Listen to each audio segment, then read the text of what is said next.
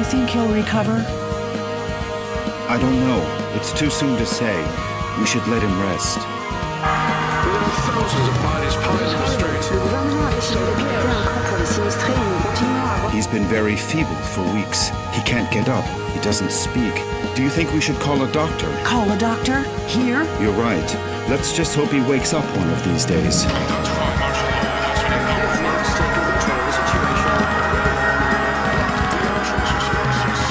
Come on, my friend. Hang on. Don't give up. Please, let me get out of here.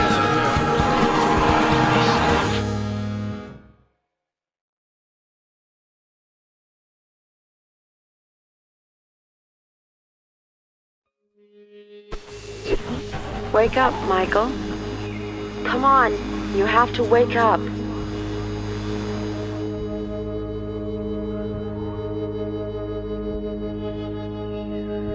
What's happening? What is this place? Please, tell me! Please, Michael, wake up. Wake up. This silence, and this darkness. Where am I? Damn it. I can't remember. Who are you? Who's there? Michael, please wake up. You have to wake up. Michael? Is that my name? Please tell me where I am. I can't remember anything. Where are you? Where are you hiding? Wake up, Michael. Please wake up. Wake up now. Don't go! Please! Come back! Come back! This silence. This darkness. This emptiness.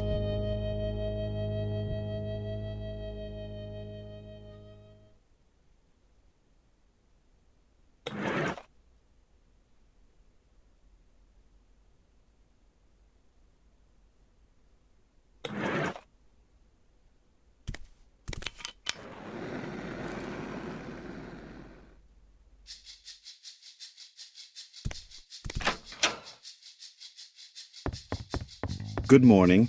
I hope you're feeling better. But... Now don't be alarmed. I'm glad you feel strong enough to get out of bed. That's wonderful news. I must say you're looking much better, considering what you've been through, of course. Who are you? Ah, yes, of course. Forgive my manners. You've been with us for so long that I forgot that you don't know who we are. Allow me to introduce myself. My name is Rod Atkinson. I was the director of the Municipal Property Registry before, before the world collapsed on us. Pleased to meet you, Mr. Atkinson. But... where am I? What is this place? You are in what I venture to call our home. Our humble, hopefully temporary home. This is one of the many trailers that make up the refugee camp. And believe me, we can consider ourselves lucky to live between these four walls.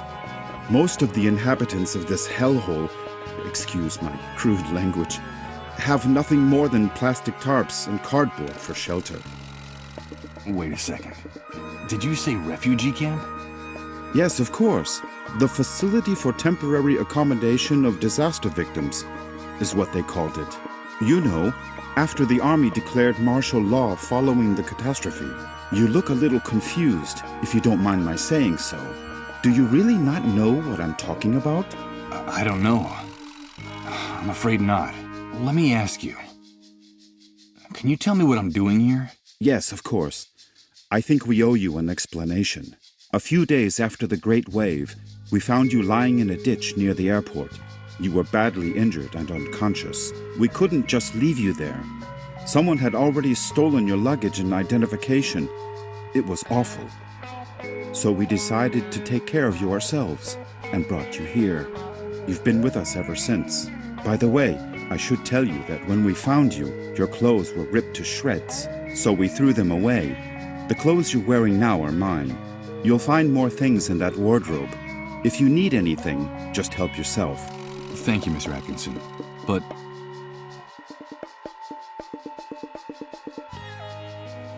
The Great Wave? What are you talking about? Well, what would I be talking about? That damned, excuse my language, explosion that brought ruin to all of us. The origin of this filthy new world that now seems to be our permanent reality. But do you really not remember? Do you really not remember anything about all this? I feel a little weak and dizzy, Mr. Atkinson. Excuse me, I'm afraid I can't. I can't remember a thing. I see. There have been many cases like yours in the camp. Try to rest and not to get too agitated. Well, there's one thing I can tell you. You can consider yourself fortunate. There's nothing nice to remember about recent times, believe me.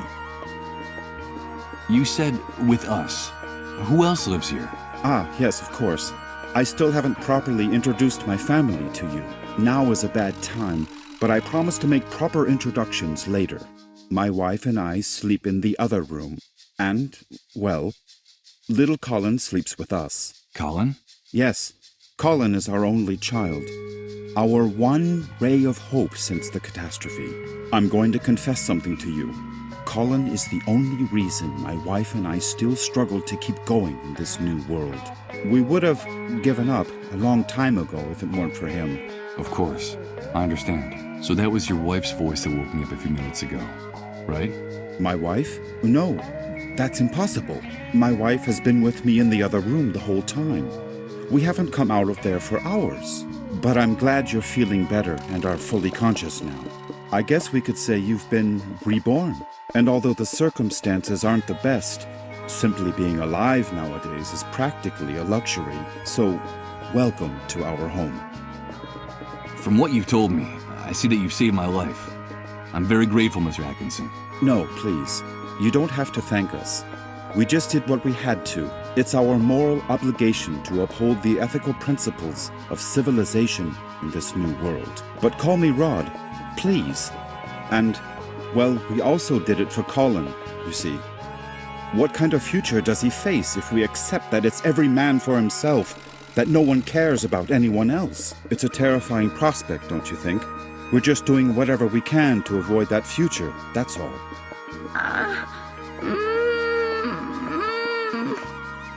Rod! Rod! Please excuse me, but I have to leave you now. No, wait, please. What's happening? Don't go yet. I'm sorry, I understand that you have a lot of questions to ask me. But now isn't the time. Believe me, I promise to answer each and every one of your questions in peace and quiet later. Sorry, but I have to go. Rod, please, quickly! Okay, all right. Now that you're feeling better, you can go out and take a walk around the camp. But please, be very careful out there. The world you knew before is gone. Heed my warning, don't touch anything. Don't talk to anyone, and don't get mixed up in anything. At least until someone explains to you how things work in this new world the Great Wave left us. Everything has changed so much out there. All right. Thanks for the advice. Ah, one more thing before I go. You've been with us for quite a while now, and we don't even know what to call you. What is your name? My name? Michael. My name is Michael. Very pleased to meet you, Michael. We'll talk again later, I promise. Michael. That's what that disembodied voice called me. That must be my name. Wake up, Michael. That's all she said. Leaving me in this immense void where I can't remember anything. Great Wave? New World? Refugee camp? But what the devil could have happened out there? I think it might be a good idea to go out there and take a look.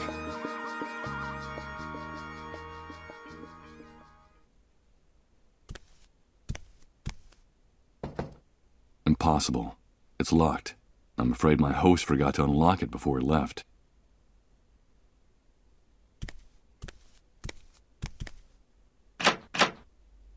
It's no use. It won't open. I heard Rod bolt it from inside.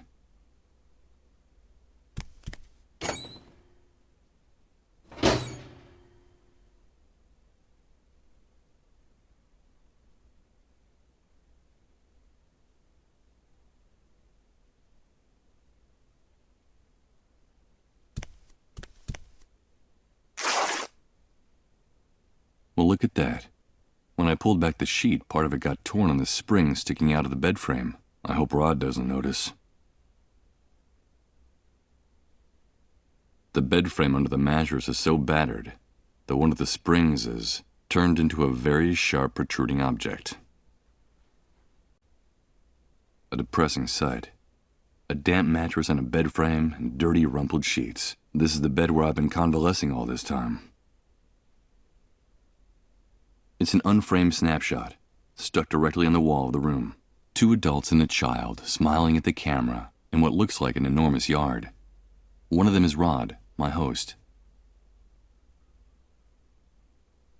A pile of frying pans, plates, and dirty silverware waiting to be washed. Ugh, this place smells like a cheap, greasy spoon.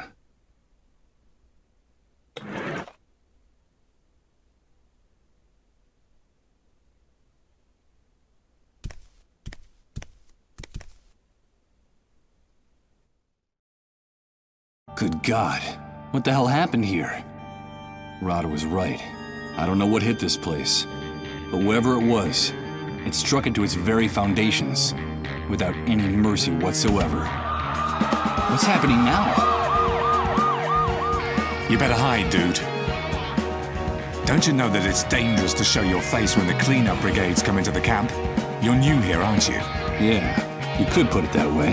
Well, welcome to your new home. I'm Hank, but everyone calls me the Hunter. I'm Michael. But what's going on up there? Nothing, Mike, just routine. The cleanup brigades are taking away a sick person, a dissolved. You know how it is, just doing their job.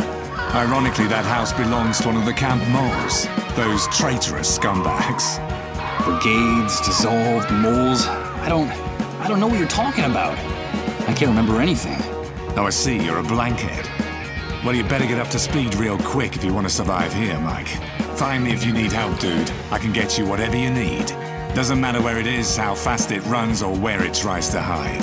That's why they call me the Hunter. All right, I'll remember that. Come back here! Don't take her away! Don't you know who I am? Come back here!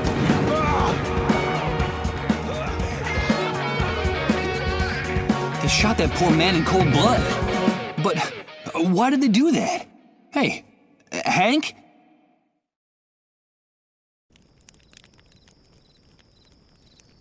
I'm afraid he's gone.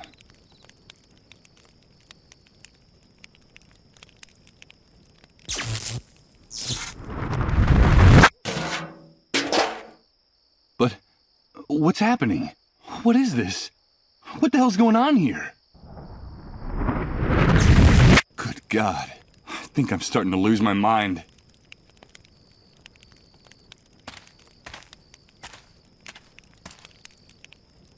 Hey, you! Don't even think of putting your paws on that shopping cart! Stay away from my stuff, or I swear I'll rip your guts out with my bare hands! Okay, calm down. I won't touch anything.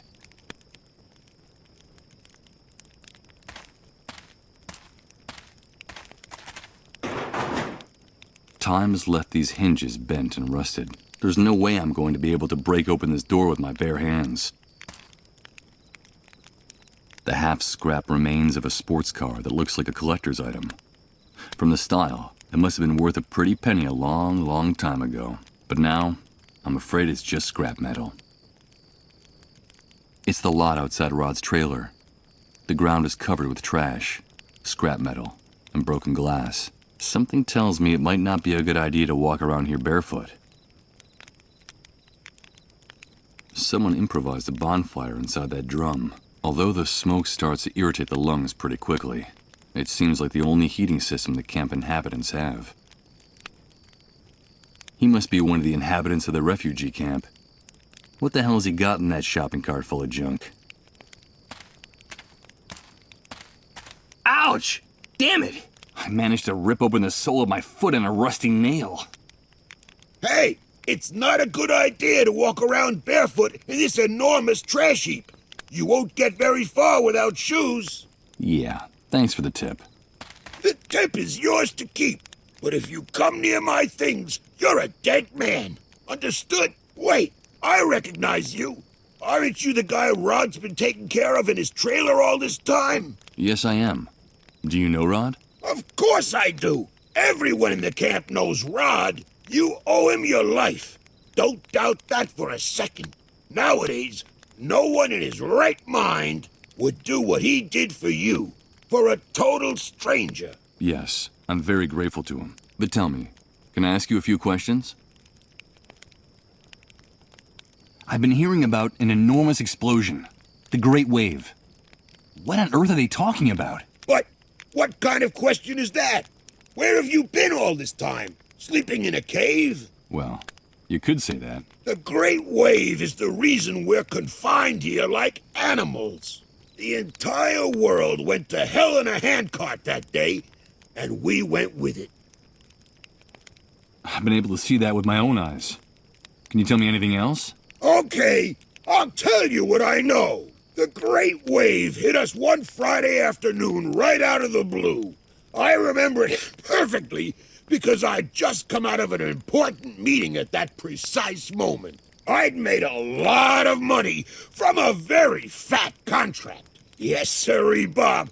Very, very fat. First, we felt the ground quaking, as if a volcano was about to erupt right under our feet. I had to get out of my car and run. Then came the explosions. Glass broke. Buildings toppled. And then for weeks, the stench of corpses rotting in the streets. In just a few hours, that damn Great Wave set us all, with our businesses, our money, and our convertibles, straight back to the Dark Ages. The Dark Ages?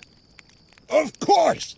Are you surprised? In a matter of minutes, we were left with no electricity, no water, no communications. And after the initial chaos, the dissolved started to show up. And that horrible gash opened up in the sky. That stupid breach up there that no one in this hellhole has bothered to explain to us. The fact is that the remains of the old system only held up for a few weeks. And through the cracks, what you see around you started seeping in. The New World, right? Yes, indeed. You catch on fast. The New World was here to stay. Welcome to the future, son. Not exactly the way you pictured it, huh? Confined? Do you mean we can't leave the refugee camp? Refugee camp. I've always found that term amusing. It seems like things on the other side of the fence work a little better. But here, look around you. Does this look like a refugee camp? It's an army detention camp, and you're a prisoner. Once you come in here, you lose everything, even your name. To them, you're nothing more than a rat, just another camp rat. You'd never be able to get through the gate, especially if you don't know anyone or don't have any contacts on the outside. Doesn't matter who you might have been before the old world collapsed. Believe me, I speak from experience. If you're just a camp rat, I'm afraid the only way out of here is feet first. I don't know if you get my meaning. Of course I do. Thanks for your encouraging words. You can keep the words, but come near my things and you're a dead man. This shooting. Could you explain to me what just happened here? Explain what exactly? That show the cleanup brigades put on? Someone got too chatty and ratted out a sick person, that's all. There's usually a pact of silence in the camp. No one likes to see one of their own in those ambulances. But in this case, the dissolved was a relative of one of the camp moles. Ironic, isn't it? But they shot a man. Yes, so they did. So what? The price of human life has gotten a lot cheaper lately. That needn't surprise anyone these days. Did you say dissolved? Of course, the dissolved. But what the hell's wrong with you? Those people are a real plague. They're sick, and, so they say, highly contagious. Let me give you a piece of advice about them. If you see one, run the other way like he was the devil himself. Even if they don't give you that deadly disease or drive you crazy with their trances, the cleanup brigades will kill you for hiding one. You saw it with your own eyes. They don't even respect their own camp moles.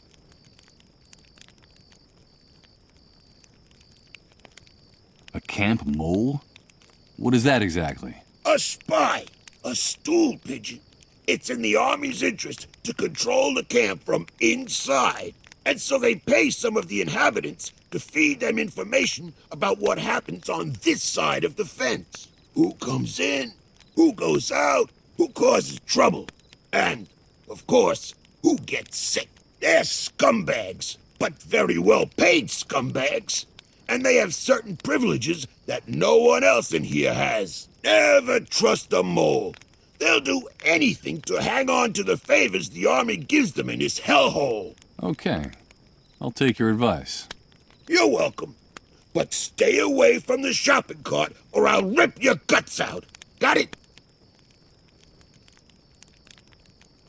Tell me about Rod Atkinson. Well, I don't know him very well, but they say he's decent enough. Too decent for the times we're living in.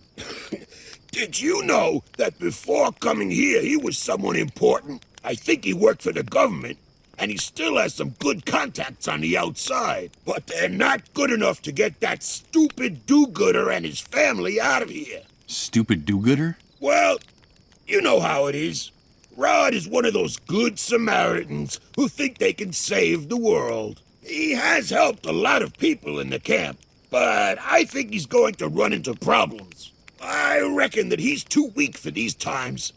I don't know how long he'll be able to survive. You said he had a son. A pretty good reason to hang on, don't you think? Yes, Colin. I haven't seen that kid running around here for some time. Do you know if he's all right? I don't know. I still haven't seen him. His father told me about him. Well, I'm glad he's not anywhere near me. That brat doesn't have anything better to do than to try to snoop in my shopping cart. Well, I'll be going on my way. Good luck to you, pal. Just be sure to stay away from my things.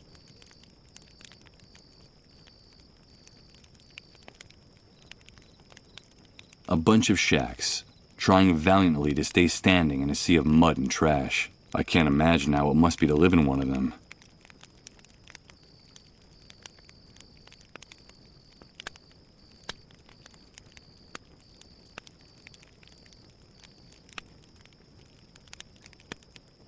The enormous trailer that serves as a home for Rod and his family. I find it hard to imagine that this heavy old monstrosity ever traveled on the highway.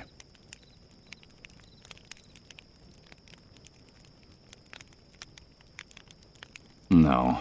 With my foot in this condition, I wouldn't get very far. I think it would be better to go back inside the trailer and try to take care of this wound. It doesn't look too good.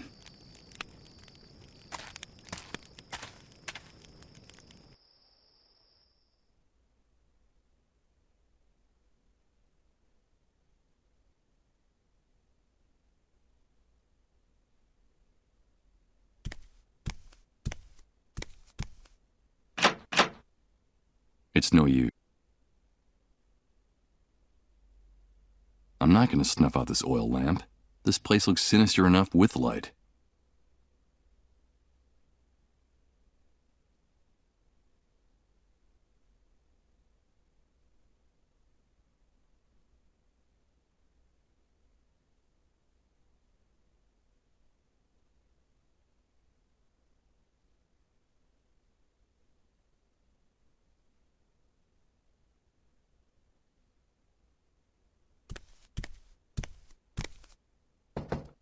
Impossible. I'm afraid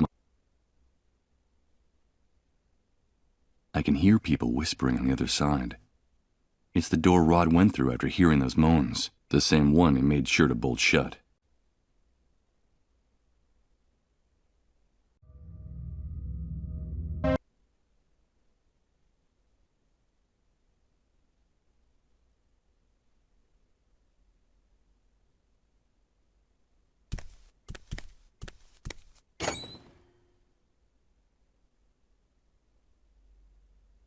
There's a very worn old notebook hidden under the lid. The cover is practically falling off the spiral binding. It looks like someone stashed it here some time ago, and then forgot about it.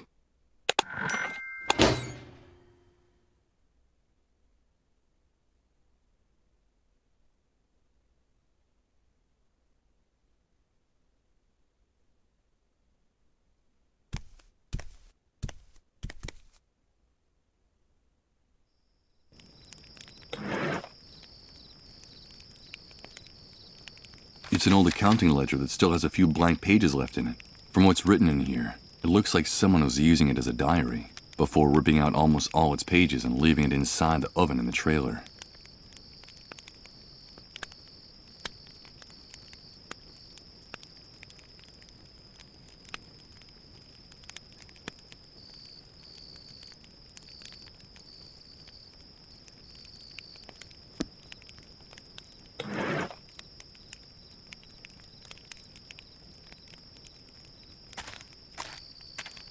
Let's see.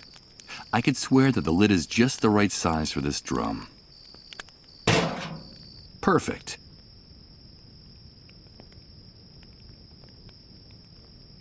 Damn it! What's going on?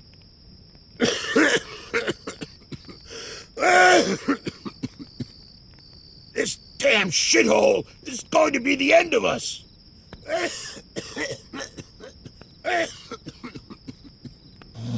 I'll have to do this quickly before this man stops coughing. Well, let's see what we have here. Ugh. I don't see anything but rotten food, tattered clothes, and trash. Damn it! What's Wait a going minute. on? It seems like there's also a small billfold with a bunch of credit cards. What the hell is this guy doing with so much plastic money? Damn it! What's going on?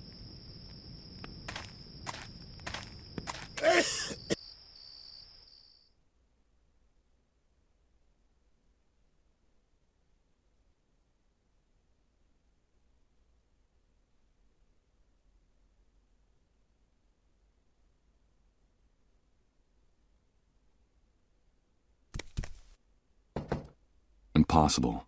It's locked. I'm afraid my host forgot to unlock it before he left. These are the charred and misshapen remains of a bank card. I doubt it can be used in this condition, assuming there's anyone capable of finding a cash machine working. Let's see if I can do this. Good. The mechanism gave way on the first try, but the card is trashed. For my sake, I hope that guy outside never finds out about this.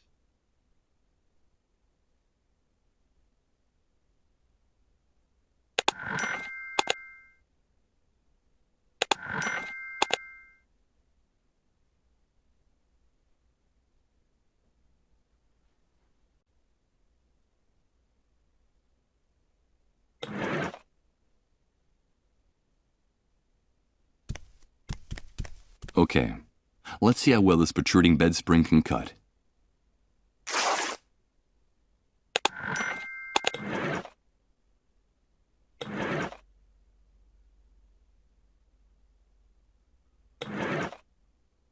I'll use a little of what's in the bottle to soak the bandages.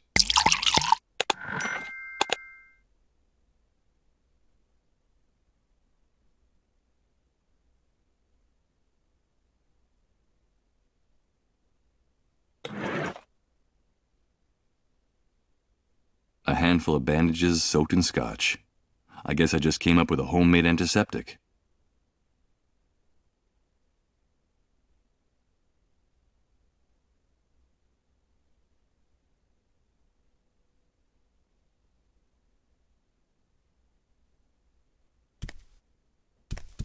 Putting these bandages on this wouldn't help me at all.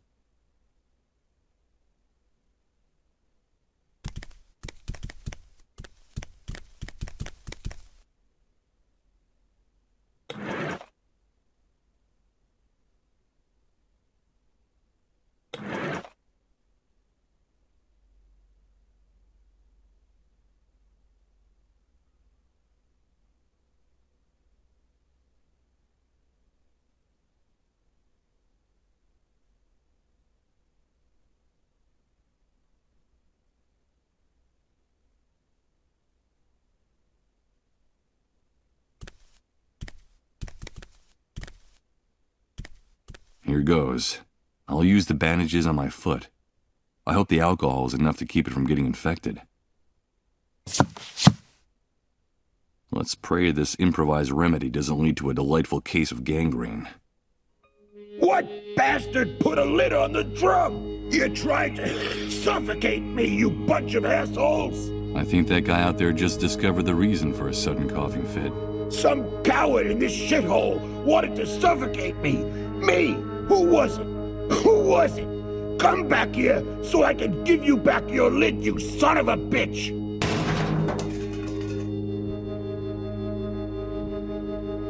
Did you hear that noise, Rod? What's going on out there? I don't know. I'll go have a look. I think it's that poor drunk who's always hanging around the trailer. He's kicking up a fuss again. It's a good thing poor Colin can't hear his insults. Don't ever say anything like that again, Rod. I'm sorry, honey. I wasn't thinking.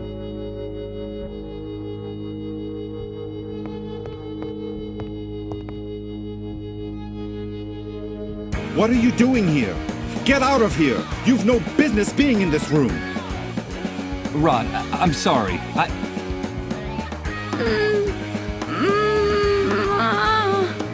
But what's going on? Get out of here, Michael! You didn't see anything, understood? Out! Out! Excuse my outburst, Michael. I shouldn't have behaved that way. It's not like me. But this new world brings out the worst in all of us. It's just that I can't stand to see Colin suffer this way. So for your own good, please, stay away from this room. Away? Why? It's no use trying to hide it. You're bound to find out sooner or later. Colin is very sick, and the authorities claim his illness is highly contagious. Highly contagious? Is he one of the dissolved? Michael, I won't let anyone use that word in my house! Yes, Colin caught that damn disease. And what exactly does the disease consist of? I don't know, Michael. No one really does. The only news is what the army brings us. They say the disease is highly contagious, and it's our duty to turn over all victims to the cleanup brigades. But no one has ever come back after being carried off in one of those ambulances. No one. So we can't let them take Colin, do you understand? Yes, of course I understand. They say that all the victims are condemned, that there's no salvation for anyone, that at the end of their suffering and their trances lies certain death. I think that even the army is afraid of the victims. Really strange things happen around them, Michael. Things you wouldn't believe. What things happen around people infected with the disease? Strange things with no possible explanation. In their trances, they go places, Michael. They bring back information. They know things. They talk to people who are no longer with us. And we've been living like this for weeks. The things that are happening around Colin are getting more and more confusing and hard to bear. Talking to the dead? Jesus. This man's nerves are shot from the exhaustion and stress.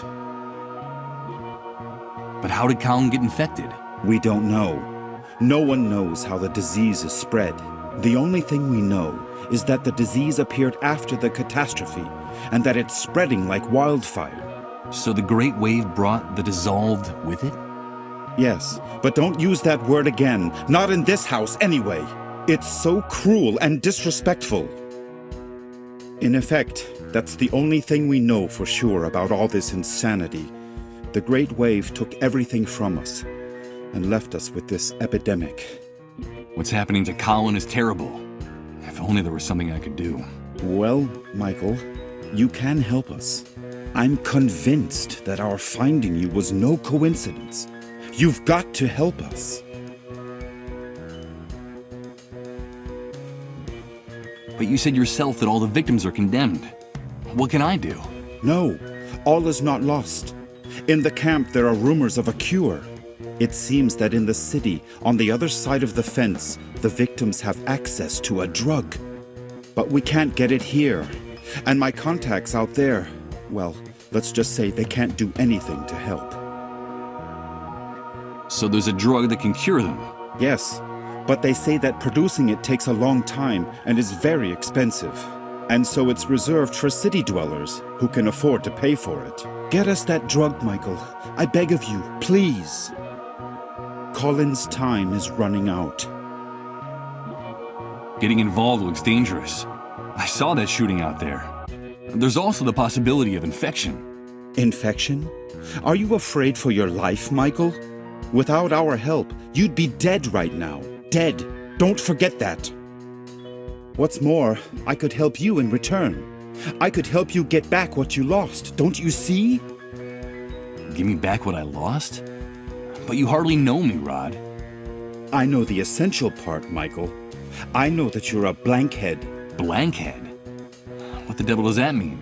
A blankhead is a person with no memories, who can't remember anything. It seems that the Great Wave had an enormous neurological impact on certain people, Michael. You're not the only one. Or even the worst case. There are people who even forgot how to talk and how to walk after the explosion. Some ended up dying of starvation. They forgot what food looked like, how to chew it, even that eating was a necessity. You can consider yourself lucky. You still remember how to keep yourself alive. And that's the important thing. The natural recovery process is slow. It can take months, if at all. Listen to me, Michael. A man without memories is just a shadow, or even worse, he's nobody. I still have some contacts out there. I was an important man in the municipal government. I could trace your name, your data in public records, your fingerprints. I could restore your whole life in the blink of an eye. But please, help us. I'm grateful for your help, Rod, and for everything you people have done for me. But listen to me, Michael. We know that it's possible that our son is condemned to die. In fact, my wife and I have everything prepared for when he leaves us. Our child is the only thing that keeps us holding on in the new world. Nothing would have any meaning for us without him. So if there is even the slightest chance of saving him, we are prepared to do whatever it takes. Please, Michael, help us.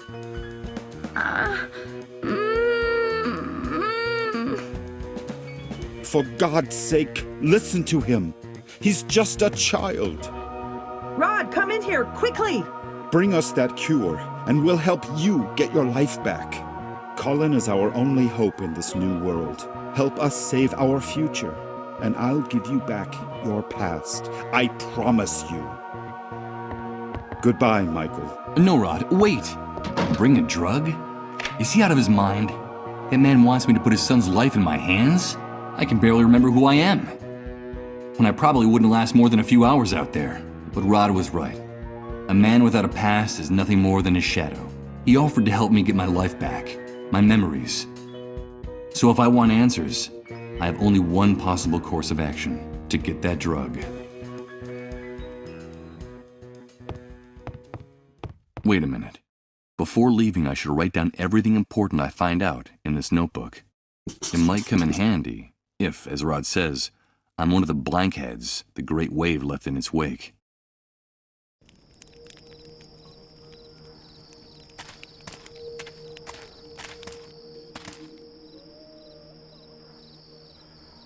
In the distance, you can see the skyline of the city. It doesn't seem that far away.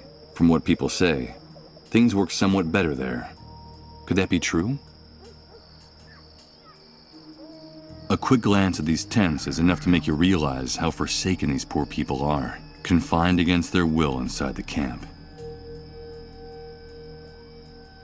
It's the enormous fence around the perimeter of the camp, with surveillance from the towers and on the ground. This barbed wire fence intensifies the feeling of claustrophobia in here, making it even more suffocating. It looms there at the edge of the camp. Although it looks hastily and shoddily built, it's surprising to see a brick-and-mortar building amid all these shacks in the refugee camp. No doubt this must belong to someone important, or with very good contacts in here.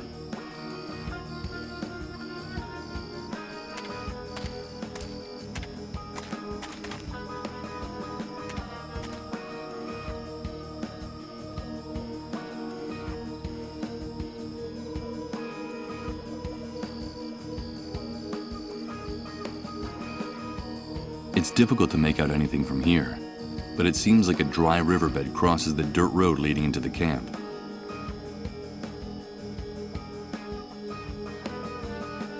A small military sentry box with no door, so narrow that the soldier on duty can hardly turn around inside.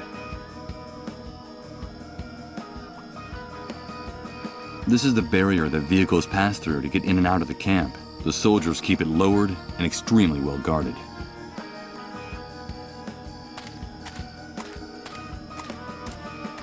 Dozens of bullet marks and some trails of fresh blood dripping down the wall. Oh my God, this corner of the camp stinks of gunpowder.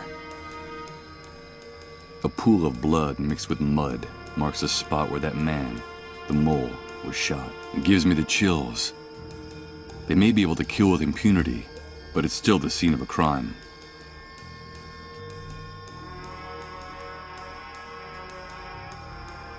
The barbed wire surrounding the camp is incredibly tangled, and the barbs look like they'd tear you to pieces. It looks like the army wanted to make it very difficult for anyone who might get the bright idea of trying to escape. From here I can see how the road leading out of the refugee camp splits into 3 paths. One leads to a kind of depression in the ground, another leads to a graded water outlet, and the third disappears into the distance, beyond the last hill. Could that be the road leading to the city?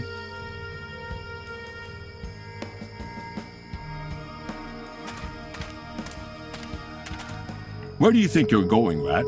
No one leaves here without a pass, unless it's with a bullet between the eyes. Yes, and we can take care of that for you if you don't get away from that gate. Come on, stick your neck out. We could use a little entertainment tonight. What's the matter, Rat? Cat got your tongue? I think it's best if I get away from the gate. I'm afraid their threats are deadly serious. Sorry, guys. I'm not looking for trouble. You say that I can only get out of the camp with a pass. Where can I get one? Only soldiers and moles have passes for entering and leaving the camp. And you don't look like either one of those things. So get lost. Well, sometimes we can make an exception, but only if the person who wants to leave is generous enough. And why exactly do you want to leave the refugee camp? What did you lose on the other side of the fence, Rat?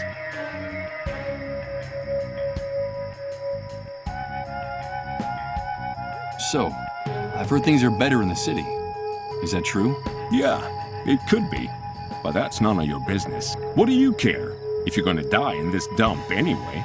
Get the idea of leaving right out of your head. There's no place for rats like you on the other side of the fence. Unless you want to take a walk in Suicide Park. Do you want to become a Dark Star, Rat? Now quit bothering us and get lost.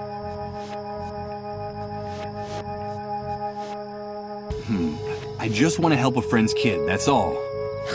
Heartwarming. Really heartwarming. I got an idea. Why don't you bring your friend and his kid with you? We'd be happy to let all 3 of you leave. Really? Of course, Rat. We love target practice. I promise to give you guys a running start. Yeah, we'll give you a few yards start. That would make it more fun. I get the impression I'm talking to 2 armed psychopaths. Unbelievable. Who put these guys in charge of guarding the camp? I'm afraid it doesn't seem like such a good idea to me anymore. But thanks for the suggestion.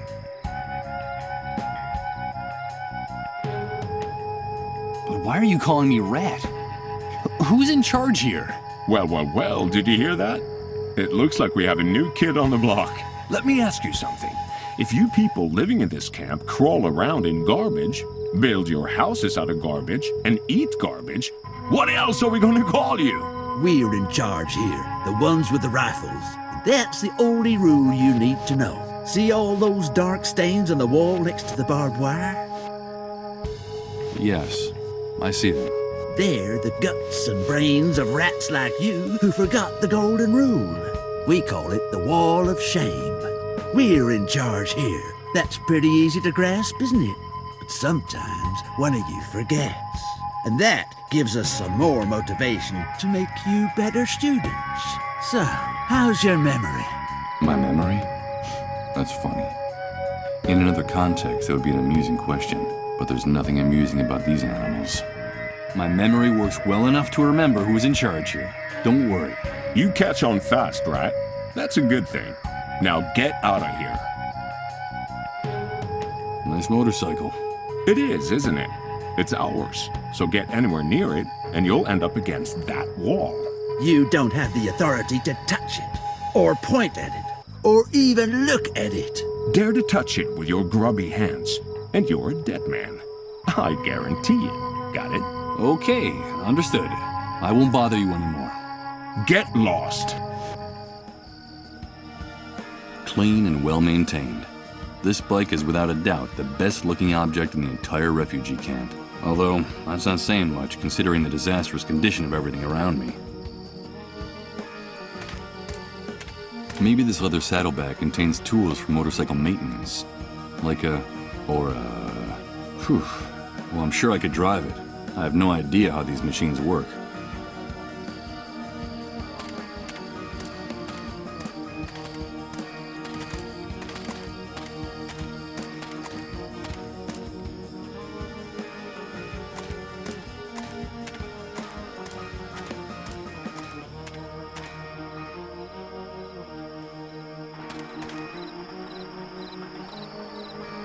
A thick wall of scrap metal, debris and rusty metal surrounds this place on all four sides.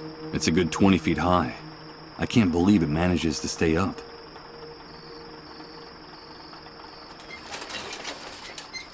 The wreck of an old ice cream truck. I don't reckon it's going anywhere without its wheels. It looks like the enormous skeleton of a beached whale. An enormous rusty tank designed to collect rainwater. Everything indicates that the Great Wave wiped out the concept of running water in one fell swoop, at least on this side of the fence. This noisy electric generator seems very old and decrepit, but it works. Cars, machinery, steel, cement, even the skeleton of an old construction crane. This place is a veritable cemetery of the industrial age. Hello, Mr. Sleepyhead. Excuse me? What did you call me? You're Mr. Sleepyhead. I saw you sleeping in Colin's trailer. I'm so glad you're awake now. I wasn't asleep. I was sick for a long time in that trailer. No, you weren't sick. You were sleeping. Like a big brown bear, Sir Sleepyhead. Sometimes I used to watch you sleeping in Rod's house, and you would grunt in your sleep like a bear. A great big lazy bear, Mr. Sleepyhead. But I'm glad you're awake now. I like your voice. You sound like a knight in a fairy tale. Mr. Sleepyhead? No, that's not my name. I'm Michael. No, you're just trying to fool me. You're Mr. Sleepyhead. My name is Rose. There's something odd about this girl's behavior. It's true that she's very young, but she talks like a little girl. Nice to meet you, Rose.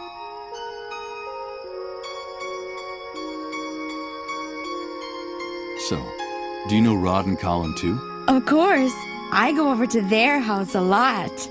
Well, when they let me out of the van, that is. Rod and his wife have been very nice to me. Sometimes they let me play with Colin. We're very good friends.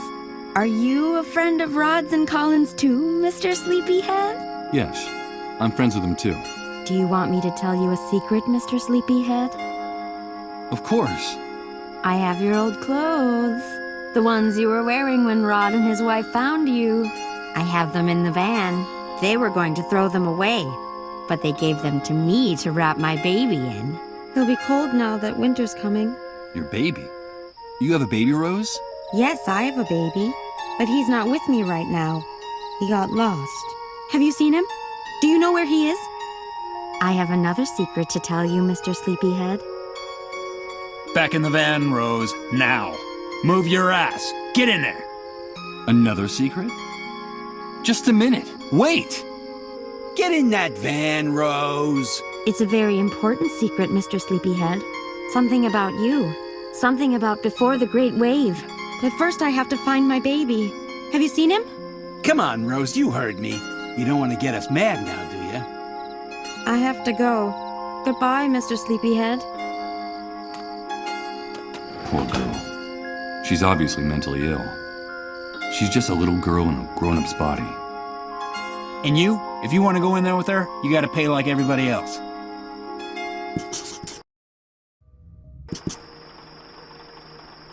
Hey, you guys. You talking to us?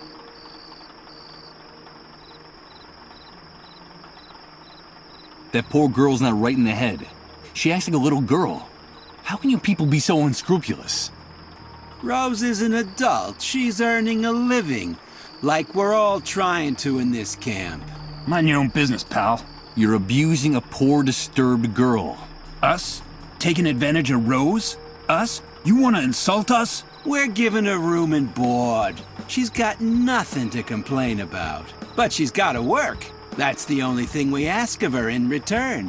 That's the way things work now. Bring us the money, then you can get in the van with her. Hey, do us a favor and spare us all that sanctimonious crap from the old world, pal. Don't waste our time.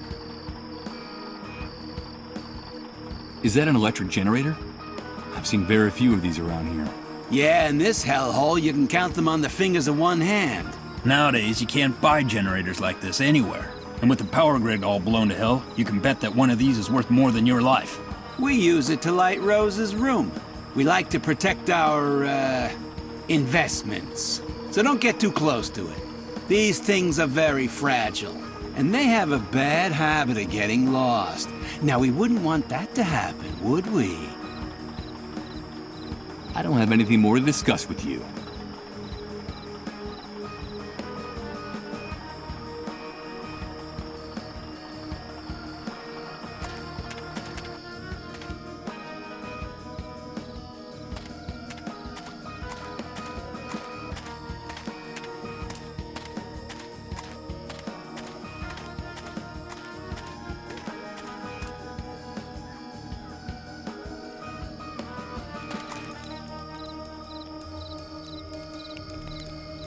Dozens of stored drums stacked chaotically. What the devil could be in them? And who might want to keep them here? This bright light leaves no doubt about where the entrance to the building is. There are some insects fluttering around it that end up getting scorched by the heat and dropping dead.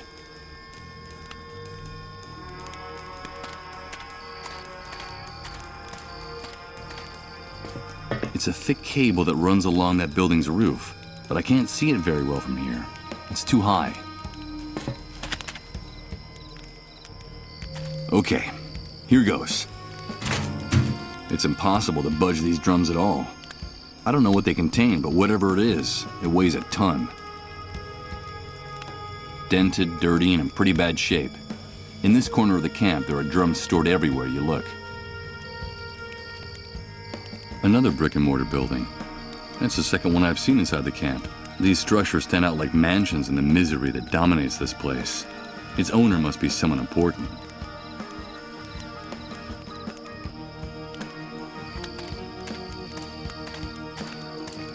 Hello. Hello, son. Would you like to get a little closer to the fire? Thanks, mister. This is a rather isolated part of the camp. What are you doing here? Well, I'm waiting. That's all. Just waiting. You're waiting. And what is it you're waiting for exactly? Nothing in particular. The usual. For the fire to go out, for sunrise, for it to get cold again. I'm waiting for something to change, or for everything to stay as it is. I'm just waiting. You're too young to understand. It's starting to get cold. Where's your tent? Or your trailer? Yes, I had a tent once. They issued me one when I decided to enter the refugee camp after the Great Wave. The trailer was out of the question. They went to the families with the best contacts. You know how it is. Even in purgatory, some people are more equal than others. You say that you decided to enter the camp. Does that mean that people weren't forced to come here? Oh, no. Of course not. Why would they have to force us? The catastrophe hit the city hard. Those of us who had lost our homes were invited to come here. In principle, it was temporary. just until the authorities got the situation under control and started rebuilding. We used to have food, water, and a place to sleep. But now it's more like a prison camp than a refugee center. What happened? I don't really know. I guess something went wrong. The new housing they promised us never got built. And in the end, the army seized control of the camp. The food ran out, and then the water supply. Nobody bothered to replace them. Seems like our lives didn't matter anymore. I see. In time, things in here started to get very ugly. There were riots, uprisings, and the army decided to close the gates of the camp without any notice. One day they decided that no one could enter or leave here.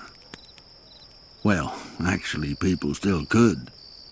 Enter, that is. Now, this is where anyone who gets in the way in the city ends up.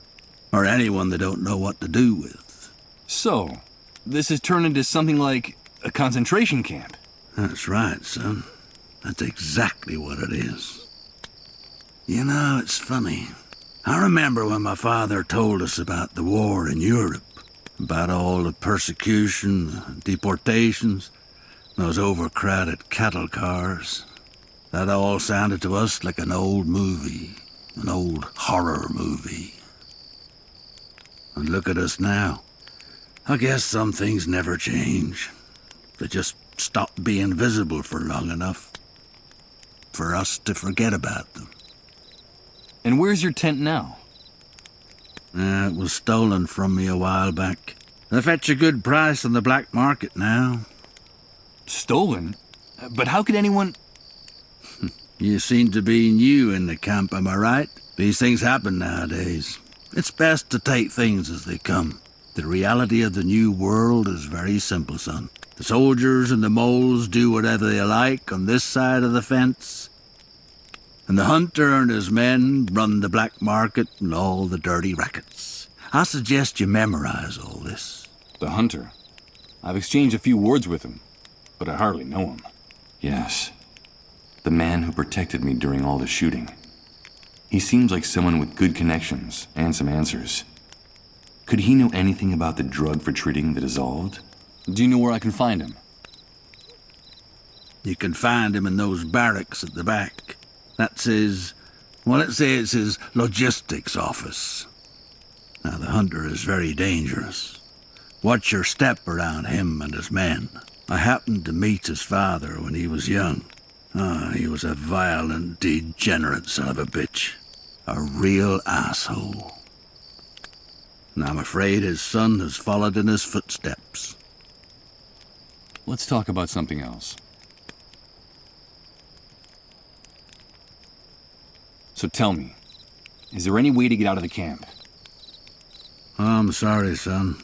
The only way to get out of this camp is to know someone important who can pull strings for you. Or to become a camp mole. Those traitorous scumbags have gate passes. I see. I'm not surprised you want to get out of this shithole. You've no doubt got something to do or someone to find out there. Well, they say things are better in the city, that there's order and that things are starting to function again. But who knows? Well, at least they have Reverend Blake and the consolation of Suicide Park. Suicide Park? What's that? Just a song that drifts into the refugee camp from the other side of the fence now and then. And the first dark stars come out to hang from the sky. We could sit and count them together, you and I, when the sun departs from Suicide Park. I'm sure you still have some hopes, some dreams. I'm afraid you're just too young to understand it. Who's Reverend Blake? He's a preacher who sometimes comes from the city to bring us a little comfort. Now, some people make jokes about him, but many of us believe that he's a prophet. You should hear him speak sometime. His words etch themselves deeply into your soul. That's why he has so many followers inside and outside the camp. And what was the extent of the Great Wave's impact? How are things beyond the city? Truth is, I couldn't tell you.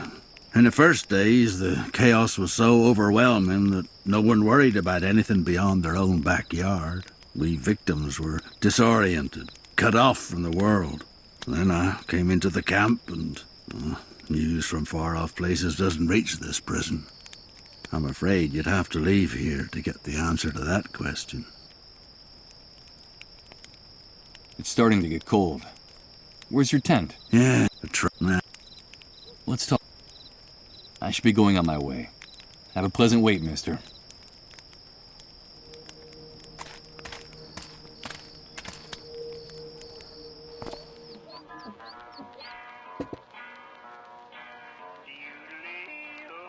Someone went to all the trouble of taking the hood off an old Corvette and dragging it in here, just to turn it into a tacky bar table. This old metal stool serves as a table. The truth is that its unfortunate appearance doesn't exactly invite you to sit on it. The cheerful patrons of the bar. I suppose the gray substance one of them is sipping is liquor, but I can't tell what kind. I don't think he can either.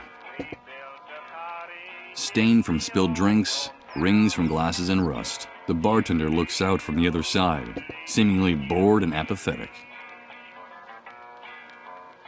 Most of these bottles have been opened, and they look like they've been reused hundreds of times.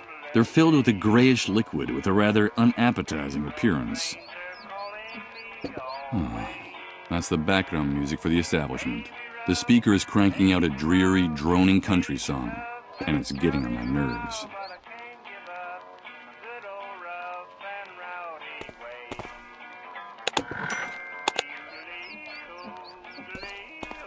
What are you having, pal? Nope. I'm afraid I don't have any cash on me. That's no problem here. We don't only accept cash, we also barter. We accept anything of value. That excludes checks, naturally. Interesting place.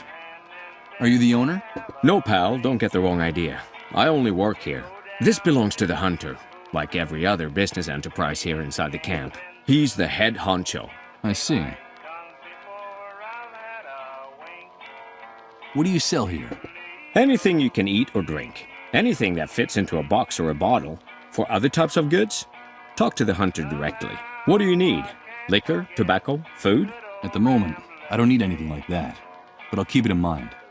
Thank you. I saw a bunch of barrels stacked up at the entrance to the building. Just out of curiosity, what's in them? Nothing. Just some things that need to be stored. Take my advice, pal. Keep your nose out of the hunter's business if you want to keep it on your face. Okay, it was just curiosity.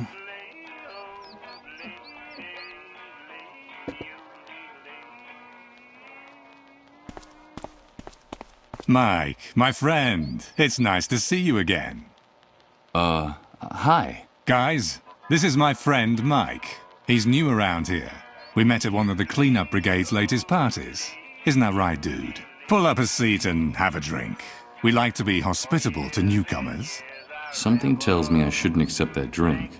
That it's not a good idea. Not anymore. No thanks, I don't drink. Okay, Mike. Whatever you say. But I'm not accustomed to people turning down a drink. At least, not in my own establishment, in front of my men. So tell me, what brings you here? A friend of mine is in a bad way. I need to know if there's a drug that can help the dissolved, and how to get it. A friend of yours, huh? Friendship is important, Mike. The camp is a very tough place, and you have to be loyal to your people. I like your gesture. Do I know this person? No, I don't think so. I see. Well, look, dude, I've heard something about that cure, but I don't know if it's true or just a camp legend. Sometimes desperation leads to wishful thinking. You know how it is. But if that drug exists, I can think of only one place you'd be able to find it. Where? There's a small medical center on the outskirts of the city. It's more like a pharmaceutical warehouse, but it's heavily guarded. I'd bet my bottom dollar that's where they keep anything that valuable. Maybe you should take a look at that building. If you can find a way out of this hellhole, that is. And I can't help you with that. You know I like you, dude.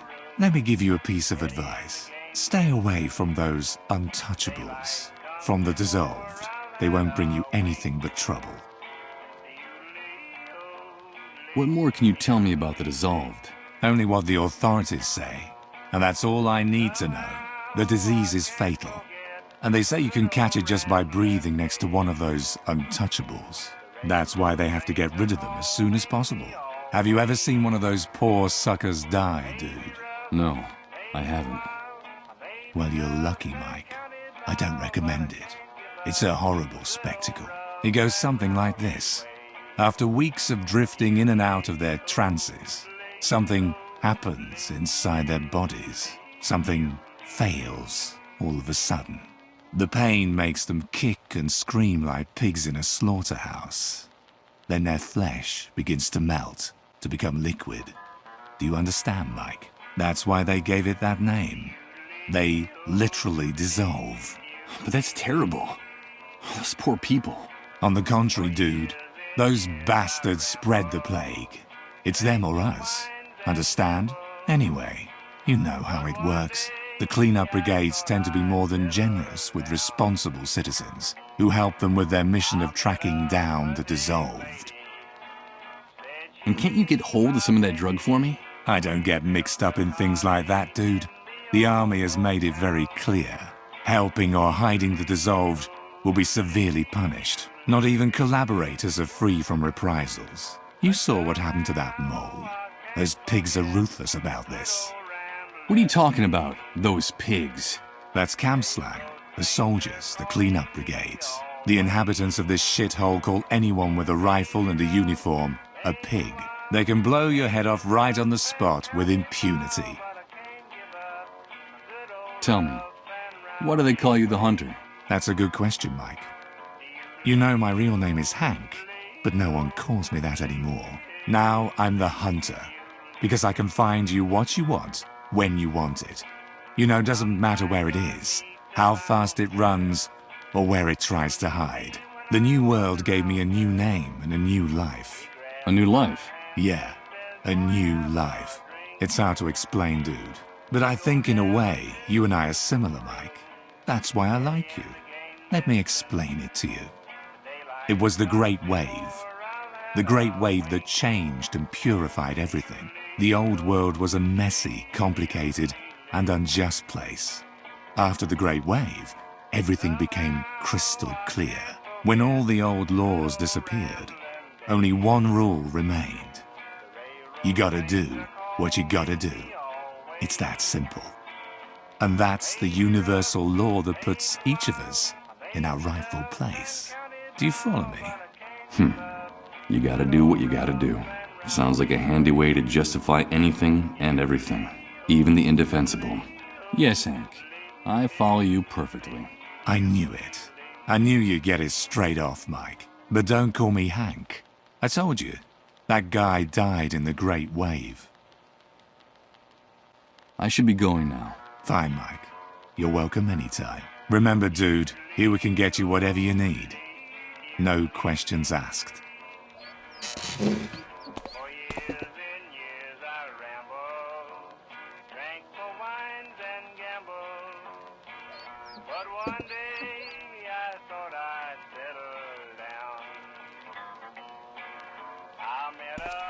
Hello again.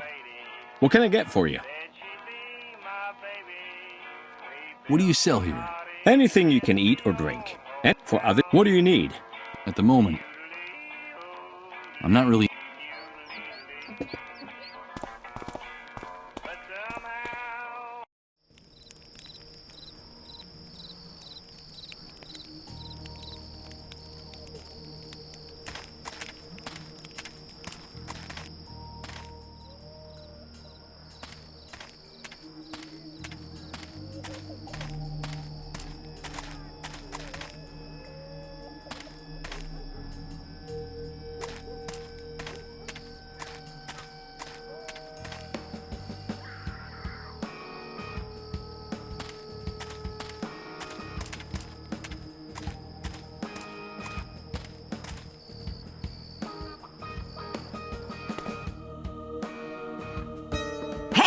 You filthy rat!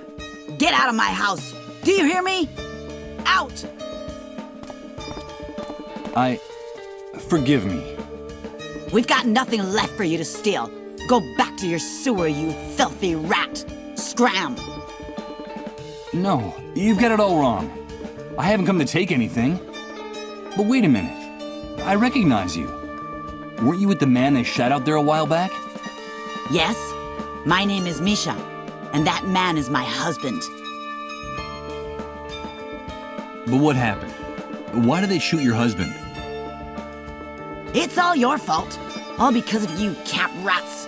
One of you reported him for harboring a dissolved. And those army pigs opened fire without even caring who they were aiming at, or how hard my husband had worked for them. So the lady the cleanup brigades took away from this house was a dissolved. That was my mother. I'm never gonna see her again. Damn filthy rats. Are you satisfied? It was you people that brought death to this family.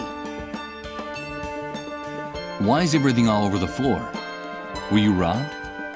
They left us nothing. Those envious rats took everything. They'd been hanging around waiting for days.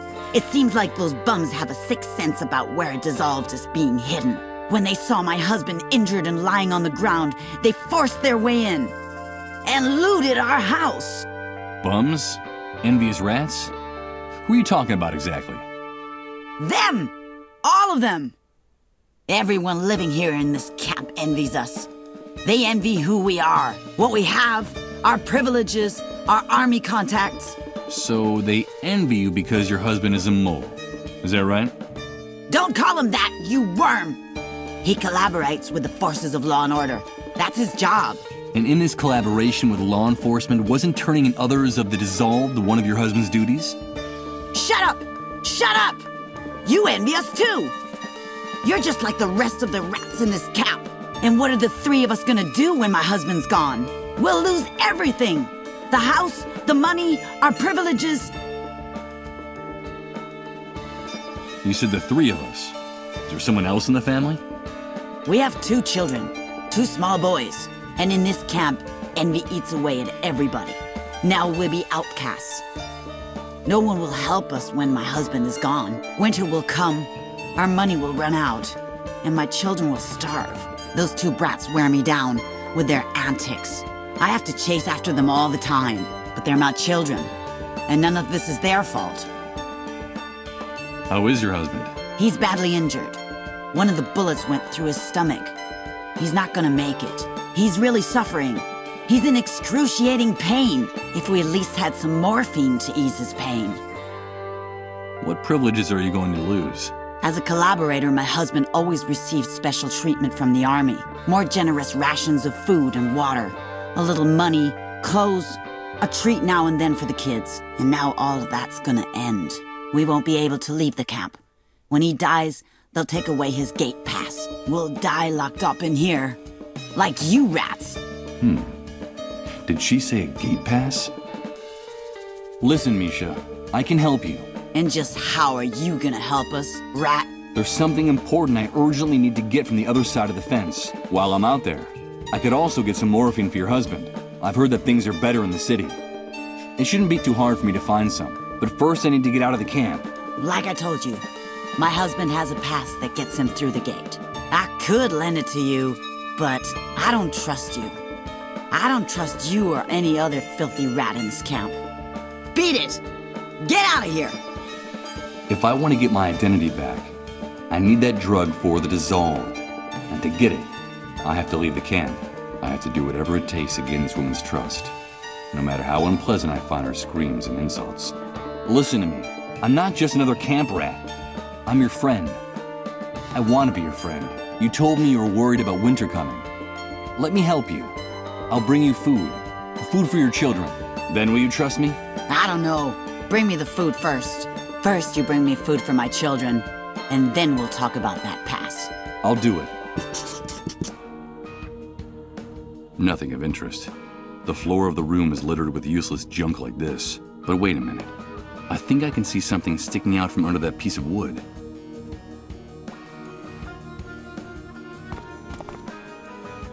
Don't Don't even think about touching anything in this house, rat. Haven't you done me and my family enough harm already? You're just a lousy thief, like all the other cockroaches around here. Get out of here. No, wait, you're confused. I just wanted to clean up this mess a little. I just want to help you, okay? Oh, yeah? Keep your hands off our things, you filthy rat. Understand? Of course. Understood. Whew.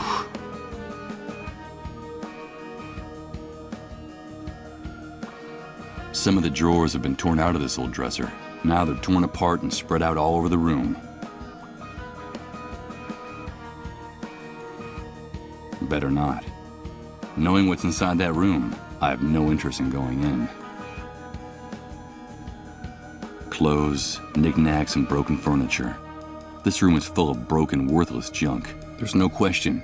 This place was looted recently, and rather violently, I might add.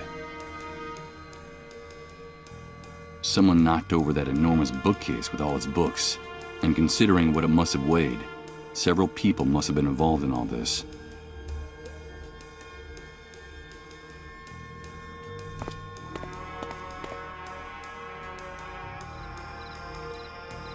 That must be that strange phenomenon in the sky I've heard people talking about in the camp. The one that appeared just after the Great Wave. God is urging his angels to punish us through the wound. It says in the notebook I found in Rod's trailer. One of the many sentry towers surrounding the camp. And inside each and every one of them, there's a sniper, armed to the teeth and itching to shoot something. The view from here is incredible. Until you get a look from this height, it's impossible to get an idea of the true size of the refugee camp. It's an old wooden pallet those kids painted the target on. The word pigs is scrawled in the center. A pile of stones and pebbles. That's the kids' entire arsenal. I'm not gonna pick them up. I'm sure it took the kids a long time to collect all those rocks for their target practice. Besides, I bet my aim is worse than theirs. Hi, kids. Hello, sir. What are you up to? We're doing target practice. We're going to be real good shots. Someday, we'll get those pigs who shot Dad. How awful. These children must have seen the cleanup brigades shoot their father out there. Poor kids. And how is the target practice going? Bad at the moment. We need a real target, or we'll never be able to hit those soldiers. Yeah, we need a better target. Hey, quit talking to that rat. He's not one of us. You know what Mom and Dad say about the people in the camp. Leave my brother alone. Get lost, rat. Yeah, you're not one of us. Get lost, rat.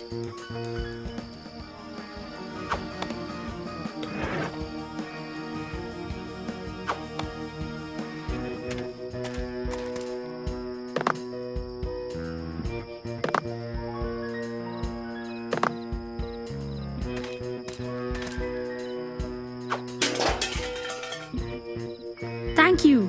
Now we'll really be able to become the best shots in the camp. So now you're saying this rat isn't a rat?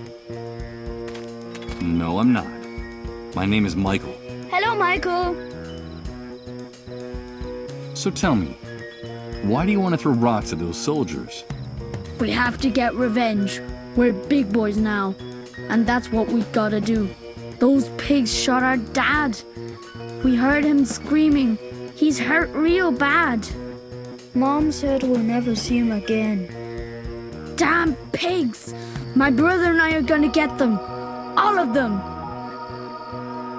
But when they were Dad's friends, you used to say you wanted to be a soldier when you grew up. Shut up. That was before. I wish I could reach those watchtowers with my rocks. Yeah, wouldn't that be great? That's not a bad idea. Something tells me that a little commotion along the barbed wire fence would be a good thing for everyone. It's pretty late for kids like you. What are you doing out in the street at this hour? Hey, we're not kids. We have to practice our marksmanship. Our mom gets real mad when we do it inside the house. It's not like we have anywhere else to go in this dump. Nowhere else to go? So you don't go to school? Don't you have any friends from school? There is no school. Not since the explosion. Our mom says we don't need it anyway. We're big boys now, and someday we'll be very important people in the camp.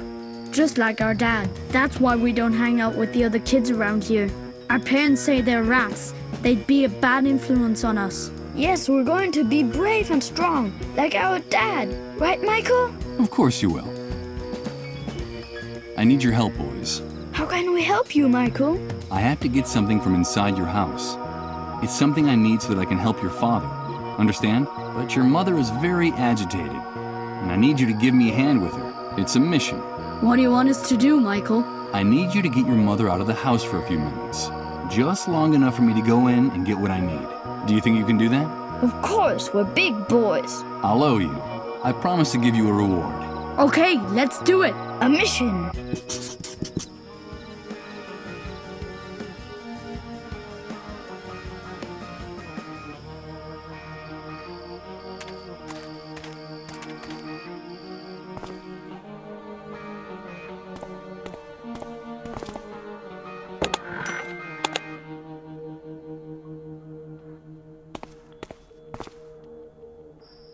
Oh, my head! What the hell's going on? Oh, God! My head feels like it's gonna explode! Michael, please, help us! Help us! Please, remember, Beechwood Oracle. Repent! It's the sun! Was it our fault? Did we do it? Yes! We did it! Enough! Please! Enough! Please, Michael, help us! Only you can do it. Remember, Beechwood Oracle. Good God. What are these images? And that woman's voice. It's the same one that woke me up in the trailer. I'm trying to remember. And stop tormenting me. I hope Rod helps me find some answers. If not, I'll go mad. Absolutely mad.